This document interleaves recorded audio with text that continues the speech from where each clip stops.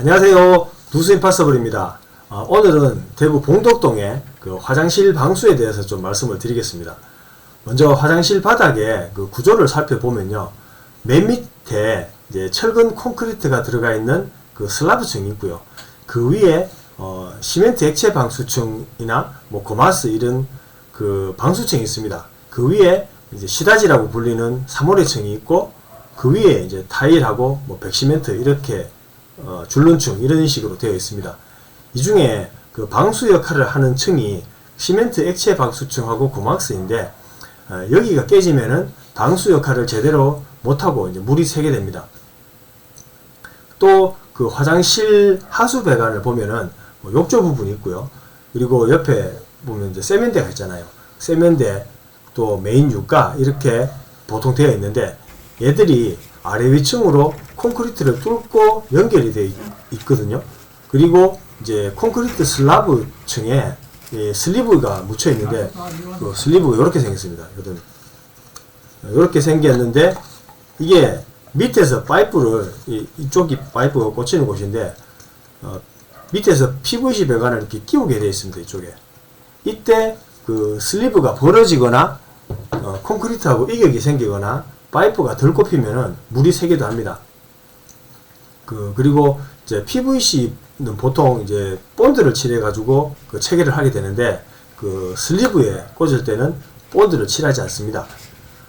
오늘은 이 중에서 슬리브에 문제가 생긴 경우인데 그 슬리브는 콘크리트에 묻혀 있는데 이게 문제가 되면은 빼내야 되거든요. 근데 이게 쉽게 안 빠집니다. 잘.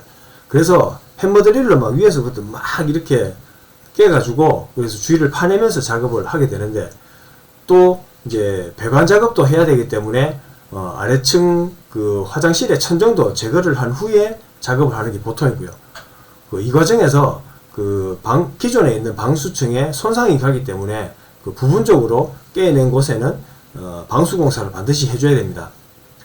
아래 그 화장실 천정 공사를 할 때 요즘은 SMC로 많이 하게 되는데 이게 이제 그 타일이나 몰딩 위에 그 얹는 방식이거든요. 그 얹어서 시공을 하게 되는데 이제 그 벽 타일 마감면하고 그 위에 보면은 다루키 같은 거 그 나무 상이 많이 되어 있거든요. 이게 면이 안 맞으면은 그 SMC로는 작업을 못 하는 경우도 있습니다.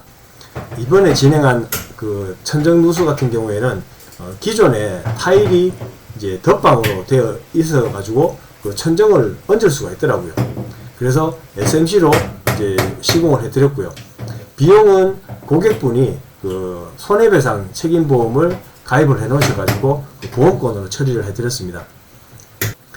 또 그 세면대하고 또 욕조, 육가 뭐 이런 하수 배관 중에 사실 육가 부분만 문제가 됐는데 나머지 배관도 좀 오래가 됐으니까 작업하는 김에 같이 뜯어가지고 파이프 작업하고 방수 작업을 같이 했습니다.